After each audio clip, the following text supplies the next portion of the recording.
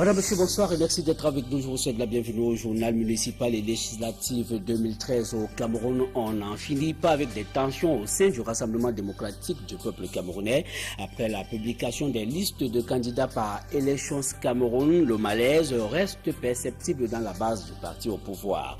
Déforestation, la menace pèse considérablement sur les forêts à Ebolova dans la région du sud du Cameroun, où des experts viennent de tirer la sonnette d'alarme. Madame, monsieur, voilà pour les manchettes, les principales de cette édition.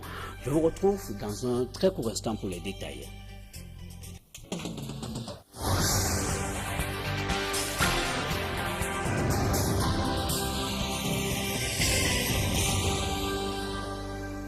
Bonsoir une fois de plus et merci de nous retrouver sur le 20h. De la politique à l'ouverture de ce journal, comme annoncé en titre, les tensions subsistent au sein du Rassemblement démocratique du peuple camerounais, le RDPC. La publication des listes par Elecam n'a pas fait oublier le climat qui a régné lors des investitures au sein de ce parti politique. Des militants redoutent même des manœuvres du comité central du RDPC. Évocation, c'est avec Sandrine Yamga.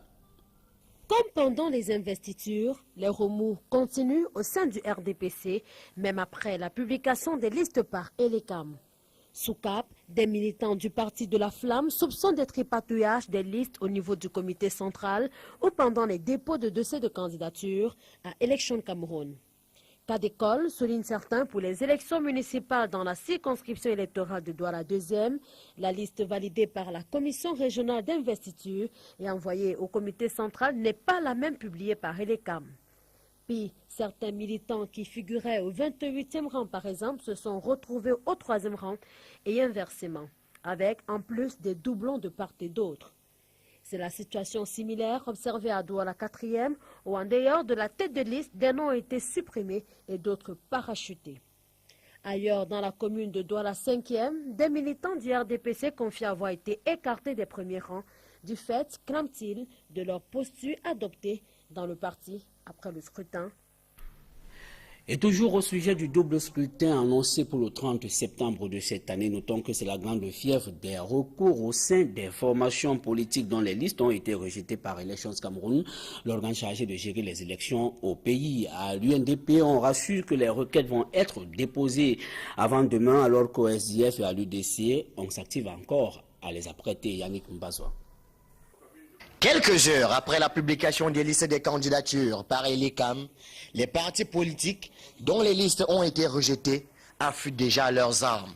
La procédure que nous avons engagée, c'est le contentieux pour les listes qu'on a rejetées. On est tenté de vouloir mettre à pied d'œuvre pour que cette liste soit reconduite. L'UNDP étant un parti tout à fait légaliste, a fait un recours auprès du Conseil constitutionnel par rapport au rejet des listes des élections législatives et évidemment la Chambre administrative quant en ce qui concerne les élections municipales. Par ailleurs, les recours comptant pour les législatives de certaines formations politiques sont déjà prêts et en route pour le Conseil constitutionnel. Nous pensons le faire ce soir, parce que demain matin est un jour non ouvrable. Nous pensons que cela a été fait à dessein pour nous décourager et nous embêter à la dernière minute et nous dire que nous sommes fort clos.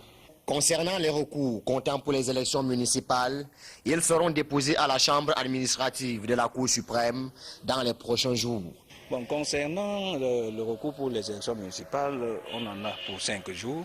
Donc probablement entre lundi et mardi, nous allons déposer tous nos recours et nous allons le faire dans les délais pour que toutes nos listes soient réhabilitées. Nous sommes déjà vraiment prêts. Je crois que dans 2 jours, 3 jours, nos dossiers déposés seront déposés à la Chambre administrative sous la Cour suprême. Les partis politiques demandent par ailleurs à la justice camerounaise de faire preuve d'objectivité. Nous tenons à respecter les règles du jeu. C'est-à-dire que nous demandons aussi à la justice de plancher nécessairement pour donner raison qui a raison et donner tort qui a vraiment tort. Et pour refermer ce dossier, notons que les enjeux du double scrutin du 30 septembre de cette année semblent s'affirmer avec beaucoup de force dans le département du Vori, où les circonscriptions de Vori Sud et Centre pour les législatives semblent être les plus convoitées. 6 partis politiques envisagent de remporter les sièges en compétition, soit 1 et 3 respectivement pour Vori Sud et Vori Centre. La configuration politique pourrait être nouvelle au soir du scrutin du 30 septembre de cette année, dites-vous, Sandrine Yamga. Les 9 sièges à pourvoir dans le département du Vori sont convoités par 10 partis politiques. Le RDPC est en course dans toutes les circonscriptions électorales, autant que le LF et le MP. On remarque tout de même la présence de ces partis qui envisagent de figurer dans la carte politique du département du Vori à l'Assemblée nationale. Parmi ceux-là figurent en bonne place le Manidem, le PURS, le MRC, l'UDC, l'ANDP, l'UNDP, le FPR qui sont représentés dans quelques circonscriptions. À voir un peu plus loin dans les listes présentées, la bataille s'annonce quelque peu âpre dans la circonscription de Vori Centre qui regroupe Douala 1er et Douala 6e. Albert Dokolins est tête de liste du RDPC et juste en face on aura des traditionnels dans l'opposition. Sambaka Cyril de l'UDC, Ekane Anissé du Manidem, Jean-Jacques Ekindi du MP, Joshua aussi du SIF et Maître Fiden Jumbisi du MRC. Dans le Vori Est, qui comprend Douala 3e et Douala 5e, Gahan Isaac tient la tête de la liste RDPC. Il sera face à Jean-Michel Ninche du SIF, l'UNDP avec Moseli Djebaï et le MP de Georges Même sont aussi dans la bataille. À Vori Ouest ou Douala 4e, il ne sera pas mauvais d'observer les premiers pas du PURS avec King François et du MRC avec un certain Isidore Tamo, artiste musicien. Le SIF tentera d'arracher l'écharpe tricolore avec Oscar Edimo devant le RDPC de N'Job Priso. Le newcomer FPR, jusqu'ici inconnu dans le paysage politique à Douala, va essayer d'occuper le seul siège à pourvoir pour la circonscription de Vori Sud, tout comme la NDP, devant des rodés comme le MP, l'UDC, le SIF et le RDPC. Ce sont au total 28 partis politiques qui briguent les 180 sièges à l'Assemblée nationale et 35 partis politiques pour environ 10 500 postes de conseils municipaux à l'échelle nationale. Et nous parlons d'autre chose à présent, de la prolifération des églises et du désordre urbain, qui sont quelques mots qui s'affirment comme étant des entraves à l'épanouissement des populations de la ville de Bolova. Nous sommes dans la région du sud du Cameroun. Le diagnostic est établi dans cette partie du pays à l'occasion de la tournée de prise de contact du nouveau sous-préfet de la localité. Des détails dans ce reportage signé Roger Takala et Julingue. Les fléaux sociaux sévissent à Ebolova, au sud du pays. Au rang de ceux-ci, l'incivisme, l'insécurité, la prolifération des églises dites réveillées. Des maux qui empêchent les populations de vaquer à leurs occupations quotidiennes. Elles profitent de la tournée de prise de contact du sous-préfet pour égrener leurs problèmes. Nous ne savons pas ce que nous devons faire avec nos enfants. Vous dites qu'ils sont à la maison, ils ne font rien parce qu'on leur a dit. Tu vas faire quoi là-bas? Viens ici. Et tout ce que vous avez à la maison, ça va suivre là-bas et vous n'avez plus rien. On a des cas, des plaintes de ceci qui nous ont abandonnés, nous les parents, pour suivre le pasteur, pour suivre le prêtre. Si l'autorité préfectorale n'a pas répondu de manière directe à leurs préoccupations, il leur prodigue tout de même des conseils. Le message que j'ai délivré aux populations, non seulement de Kovos, mais de tout l'arrondissement de Bolova 1er, c'est le culte de l'effort. Il faut travailler, manger à la sueur de son front, éviter la délation, éviter la facilité, se mettre, comme j'ai dit, résolument au travail pour donc nourrir sa famille. Cette descente du sous-préfet dans les différents villages lui a permis de toucher du doigt les réalités et le vécu des populations. Ces dernières espèrent un vent nouveau après la visite du chef des terres. Et nous restons dans cette partie du pays où la menace de la disparition des espèces protégées pèse considérablement sur les forêts. Des arbres sont abattus de manière abusive. Il faut agir pour éviter le pire. C'est le sens donné à la campagne de reboisement qui vient d'être lancée à Ebolova dans la région du Sud. Nous retrouvons une fois de plus Roger Takala et Julingue. Les populations du Sud doivent apprendre à planter les arbres, Ces recommandations sont celles du délégué régional du ministère de la Forêt et de la Faune. Obam Pierre, qui préside le lancement de la campagne de reboisement dans cette partie du pays, souhaite que la lutte contre la désertification et le changement climatique rentre dans les mœurs des habitants de cette localité. Vous avez été témoin des changements climatiques que nous avons eu cette année, particulièrement cette année où les pluies sont arrivées plus tôt que prévu et ces pluies étaient très abondantes. C'est dire que nous devons faire quelque chose dans le sud, qu'on ne dise pas que c'est planter les arbres, c'est les affaires des gens qui sont à l'ouest ou au nord. Nous devons savoir que ce qui arrive aux gens de l'ouest et du nord peut nous arriver. Ces menaces sont également observées dans les périmètres urbains où les espaces verts sont envahis, rendant l'action des paysagistes inefficace. Pour pérenniser ce combat, les appuis financiers sont octroyés aux différents acteurs qui œuvrent pour la protection du massif forestier du Sud.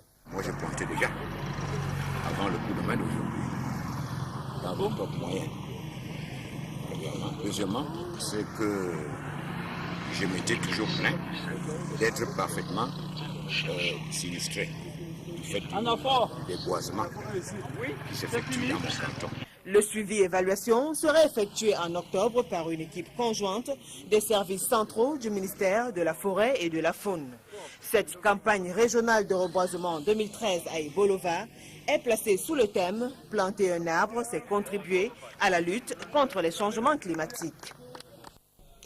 Voici par contre un ouf de soulagement pour les bénéficiaires. Le maire de Mbiamé, au chevet des populations de cette commune d'arrondissement située dans la région du nord-ouest du Cameroun, des médicaments, du matériel médical et autres soins de santé au bénéfice des populations grâce à un partenariat entre l'exécutif communal de Mbiamé et l'extérieur. Reportage. Ces personnes viennent de tout le département de Mboui. Ils souhaitent être consultés gratuitement et recevoir des médicaments ici à Mbiamé, dans la région du Nord-Ouest. Dentistes, ophtalmologues, généralistes, chirurgiens s'activent à ausculter les patients. Une aubaine pour ces derniers qui ont de véritables difficultés pour se rendre dans les différentes formations hospitalières. Nous sommes très contents. Il y a des parents, des enfants qui restent à la maison. Ils n'ont pas la possibilité d'aller en ville se soigner. Ceci est dû à l'enclavement de ce village. Les populations de ce village sont malades depuis quelques années. Nombre d'entre eux sont très pauvres. Alors, lorsque des médecins viennent à nous, nous sommes très contents car nous savons que ça va aller mieux. Parmi les patients, le préfet de Vin qui se prête au jeu. Il s'est fait consulter. Que les gens sont pauvres et puis pour venir se traiter à l'hôpital, ce n'est pas facile. Il était temps. Les consultations et distribution gratuite de médicaments est une initiative du maire de Mbiamé qui a fait appel à l'ONG Corvin pour venir en aide aux populations démunies. Dans la même foulée, le maire a offert des lits et des matelas à l'hôpital de district de Mbiamé. Je souhaite vraiment que le personnel de l'hôpital utilise bien ce don que moi j'apporte à la population de Mbiamé. C'est une action normale et moi je pense que c'est juste un début. Pour le médecin-chef de cet hôpital, cette action doit être encouragée car elle contribue au développement de Mbiamé. Cet hôpital est une très vieille structure. C'est donc une surprise pour moi d'avoir du matériel de cette qualité. Je pense donc que cette initiative est encouragée. Notons que le maire de Mbiamé n'est pas à sa première initiative en faveur des populations. On peut entre autres citer la construction de l'hôtel de ville et l'aménagement du marché de Mbiamé. Voilà, faites-en bon usage. Dans la partie septentrionale du Cameroun, des artisans recycleurs de déchets de la ville de Maroua sont désormais mieux organisés pour développer leur secteur d'activité. Ces derniers viennent de bénéficier d'un appui des pouvoirs publics. Dans cette partie du pays, nous retrouvons Amadou Daïro et Sylvestre Hippolyte Zangao. Plus un bassin comme celui-là, juste, on prend les pots qui sont déjà souples. Les villes de Maroua, Douala au Cameroun, Kédougou au Burkina Faso veulent davantage œuvrer pour le développement de l'artisanat. Ceci passe entre autres par un appui à la filière de recyclage artisanal des déchets et autres matériaux. À Maroua précisément, les femmes et les jeunes artisans souffrent du manque de formation et d'appui conséquent leur permettant de développer leur secteur d'activité reparti dans la tannerie, la fabrication artisanale du savon à base de déchets de coton et bien d'autres. Et c'est en vue d'expérimenter un dispositif intégré d'aide aux artisans recycleurs que Fritz Tonentone, le délégué du gouvernement auprès de la communauté urbaine de Douala, par ailleurs tête de file du projet ISDIRA, qui consiste à regrouper et à organiser les artisans par domaine de compétences, a effectué une descente sur le terrain dans la ville de Maroua.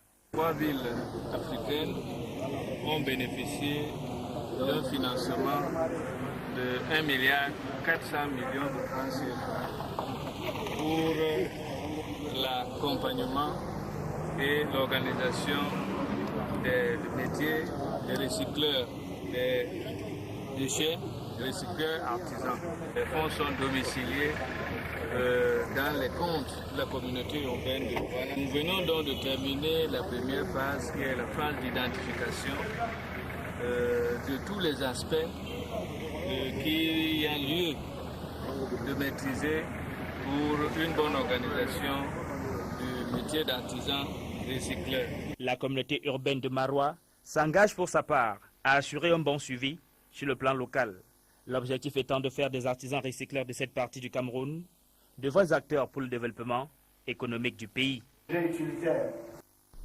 Et nous restons dans cette partie du pays pour signaler cette fin de parcours pour ce gang de malfrats spécialisé dans le vol des motos à Maroua. Un membre de ce gang a été pris la main dans le sac à la sortie d'une mosquée après avoir été molesté par la population. Ce dernier a été conduit dans un commissariat de police où il va dénoncer ses complices une fois encore, Amadou Daïro et Sylvestre Hippolyte Zangao. Cet homme s'appelle Amadou. Il vient d'être pris la main dans le sac alors qu'il tentait de voler une moto devant un lieu de prière à Maroua. La colère des populations, mécontentes des vols de motos à répétition devant les mosquées dans leur ville, s'est abattue sur ce dernier. Molesté, Amadou a pourtant eu la vie sauve grâce à l'intervention de certains habitants de Maroua qui, estimant qu'il est indigne de verser du sang pendant le mois de jeûne de Ramadan, l'ont conduit au commissariat de police. Sur place, Amadou passe aux aveux complets et raconte le scénario qui était mis en place. Le vendredi, lors de la grande prière, il lui suffisait de se rendre dans une mosquée quelconque et de profiter de l'inattention des fidèles pour dérober une moto. Amadou a même dévoilé l'identité de ses complices, avec lesquels il formait un gang spécialisé dans le vol de motos, ainsi que d'autres engins roulants. Ses complices ont été également mis aux arrêts et le circuit démantelé. Les motos volées étaient réduites en pièces détachées, qui étaient vendues dans d'autres villes du Septentrion ou dans des pays voisins. Depuis le début du mois de jeûne de Ramadan, la bande à Amadou a dérobé une vingtaine de motos. Le gang séjourne désormais dans les cellules de la police judiciaire à Maroua. Et du sport, ce fonds d'information publicitaire pour refermer ce journal Coupe Top 2013. La finale régionale vient de se jouer à Yaoundé. La compétition a connu la participation de près de 4000 jeunes repartis entre 48 sélections pour la grande finale. Finale à l'issue de laquelle 18 jeunes seront retenus pour être intégrés à l'école de football des brasseries du Cameroun. Reportage. Aussi top, dans une ambiance non-stop, cette 31e édition de la Coupe Top vient encore une fois de plus d'imprimer sa marque des dénicheurs de talent du ballon rond. Lancé le 1er juillet dernier, la première phase de la vraie Coupe Top vient de connaître son apothéose. Et ce, à travers cette grande et sublime finale régionale. Finale qui a opposé l'équipe de Pamplemousse 1 de la région du Sud à celle du quartier Etoudi de la région du Centre. Une belle aventure qui a permis à près de 4000 joueurs de frapper à la porte d'entrée de la prestigieuse école de football des brasseries du Cameroun. Seul le génie créateur de ces 22 acteurs, durant cette rencontre, démontre à suffisance l'importance de ce concept Coupe Top made in brasserie du Cameroun. Finale arrachée haut la main par la formation des Bolova. Une belle aventure pour ces tout petits qui n'en demandent pas plus. Oui, je suis très content, je suis très fier. Parce qu'avec l'aide de mes coéquipiers, on a réussi à gagner ce match, cette finale. Oui, c'est pas mal. C'est d'abord une grande école. Donc, tout enfant peut être fier d'entrer là-bas. Donc, si on me dit d'entrer, je ne vais pas refuser. Une initiative de haute facture avec un budget de près de 100 millions de francs CFA que salue grandement le gouvernement. Je suis un préfet satisfait par le spectacle que je viens de vivre. Je dois également féliciter les brasseries du Cameroun pour la qualité de l'organisation. Je crois que c'était une organisation assez excellente. Donc, je suis satisfait d'avoir assisté à cette belle finale. Émotion également partagée par le comité d'organisation de la Coupe Top. Les enfants ont produit du beau football. Comme vous avez pu le constater, c'est souvent les enfants qui viennent des villes les plus éloignées qui produisent un très beau football. Donc les brasseries du Cameroun et la marque Top sont particulièrement contentes. Nous sommes à la 31e édition de la Coupe Top. C'est vraiment la fidélité, la persévérance dans cet élan de détection des jeunes de la part des brasseries du Cameroun. Après cette finale, les 88 génies du ballon rond qui seront présélectionnés passeront un test final le 31 juillet 2013. Dernière étape décisive de cette édition 2013, laquelle a connu une touche particulière. La plus grande innovation, c'est d'être revenu avec la Coupe Top durant les vacances scolaires, les grandes vacances. Je pense que vous avez vu l'engouement. Donc nous sommes très contents et je pense que l'année prochaine, on sera encore plus fort. Les 18 heureux élus intégreront par la suite la prestigieuse école de football des brasseries du Cameroun où ils subiront une formation au-dessus de la classe. Elle se fait comme elle a toujours été, comme elle avait été avec les Songbahanak au sein de l'école de football des brasseries du Cameroun, qui en fait est un système qui allie le sport et les études. Tout au long de l'année, les pensionnaires sont pris en charge dans plusieurs promotions et leur évolution est suivie. Coupe Top 2013, sur le top de l'excellence du football, une des activités majeures des brasseries du Cameroun pour dénicher les jeunes talents du football camerounais de demain. Voilà, bonne chance à tous. Madame, Monsieur, c'est la fin de ce journal. Au nom de toute l'équipe, merci de nous avoir suivis tout au long de cette semaine. Excellent week-end en compagnie des programmes d'Equinox Télévision. Je vous reviens lundi prochain lorsqu'il sera 20h. Bonsoir.